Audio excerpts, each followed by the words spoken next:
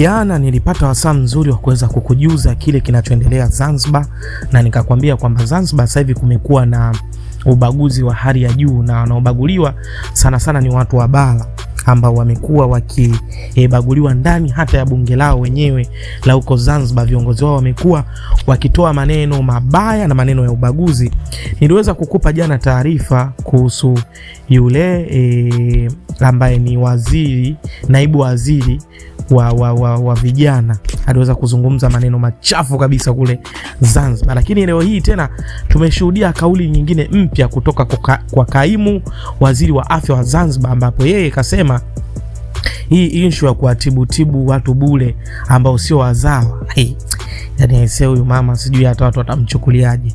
Anasema bajeti yao ni shilingi trilioni 8 tu, ambayo hawawezi kutibu watu milioni 60.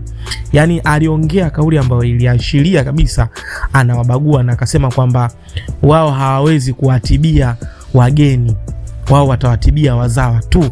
Hivi unapozungumzia mzawa unaelewa, lakini yani unapozungumzia mzawa unazungumzia mtu ambaye kazaliwa Zanzibar.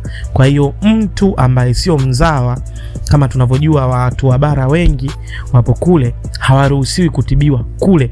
Sasa kaimu waziri wa afya wa Zanzibar Saada Mkuya Sarum amesema serikali ya mapinduzi ya Zanzibar haiwezi kugharamikia matibabu kwa watu ambao sio Wazanzibari. Saada ametoa kauli hiyo siku ya tarehe 9 Juni mwaka 2026 wakati akijibu hoja kwenye baraza la wawakilishi wa Zanzibar kupitia vikao vinavyoendelea vya kujadili bajeti mbalimbali. Na nukuu, mtu ambaye sio Mzanzibari anakwenda katika hospitali zetu anaonyesha matibabu kadi. Pili, watu kuzuiwa. Nadhani nilitoa maelezo sana. Sio ZHF inaanza, bali inaendelea kuwasajili wengine ambao sio wa sekta ya umma. Wakati wanachama wa ZHF wakiendelea kusajiliwa, kulikuwa na matibabu kadi zilizotolewa. Unakwenda kwa sheha, unachukuliwa taarifa zako, unakwenda hospitali, hakuna anayekurudisha. Hilo moja. Pili, kilichokuwa kinabainika kuwa wenzetu wa hususani wa ngazi za masheha sio waaminifu. Mtu sio Mzanzibari unakwenda kwenye hospitali zetu unaonyesha matibabu kadi, na wale waliokuwa wanakaa pale wanakuambia utoe kitambulisho cha Mtanzania. Bajeti yetu ya shilingi trilioni 8 tutaweza kuatibu watu milioni 60. Tumeona wengine sio Wazanzibari wanatibiwa kwa kutumia matibabu kadi. Hayo ni maneno aliyosema kaimu waziri wa afya, ambayo yalikuwa direct yanaonyesha kwamba kuna ubaguzi mkubwa. So mimi nisiwe mzungumzaji. Hii hapa video msikilize mwenyewe akizungumza haya maneno yake ambayo ni ya kibaguzi, na wengi wamemuona kama mtu ambaye sio mwema. La pili, watu kuzuiwa. Mheshimiwa, nadhani nilitoa maelezo sana. Mheshimiwa, sisi wakati tunaenda kuwasajili, tena nieleze vizuri, sio ZHSF inaanza, ZHSF inaendelea kuwasajili wengine ambao sio katika sekta ya umma. Inaendelea, sio kuanza. Na itakapofika tarehe 1 Julai, wale wote ambao kwa namna moja ama nyingine, kwa makusudi mazima, hayajakwenda kutoa taarifa, hawajapatikana kwa utaratibu unaojua wao, tutasitisha matibabu. Tunachozungumza sasa hivi, hatujasitisha matibabu kwa sababu ya mtu kutokusajiliwa. Na isitoshe Mheshimiwa, kama wewe unahitaji matibabu, kwa nini usiapproach vyombo vinavyohusika ukasajiliwa? Changamoto inayokuwepo, sisi nadhani tuna huo utaratibu, kwa maana sisi wetu hapa Zanzibar huchukulii umuhimu wa kuwa mwende ukatoe taarifa mpaka uende ukaambiwa kwamba hili jambo halitakiwi. Mheshimiwa, katika kitu ambacho ZHSF imetoa matangazo kwa watu wote wende wakajisajili ni katika tangazo la usajili wa ZHSF.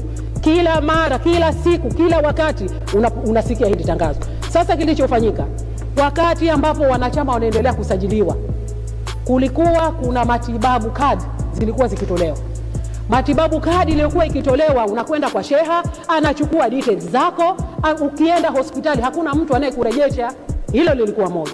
Lakini la pili Mheshimiwa, kilichokuwa kikibainika kwa wenzetu hususan katika ngazi ya masheha, walikuwa si waaminifu.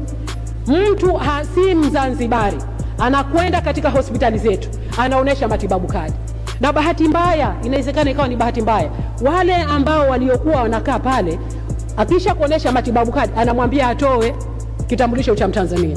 Mheshimiwa, bajeti yetu ya trilioni 8 tutaweza kuwatibu watu wa milioni 60. Na tuliwaona watu wengine sio Wazanzibari wanatibiwa kwa kutumia matibabu kadi. Tukawataka anayekuja na matibabu kadi hapa ambayo inapatikana kwa sheha wake aeke na kitambulisho chake cha Mzanzibari au credentials zake ambazo zitahakikisha kwamba yeye ni Mzanzibari. Serikali unakwenda unazuiwa kwa sababu hujaenda kwenda kujiandikisha. Sasa unadhani hizi gharama ambazo unakwenda wewe unataka kutibiwa, nani atabeba? Mheshimiwa, dialysis ukienda Lumumba, chumba cha dialysis kimejaa vijana.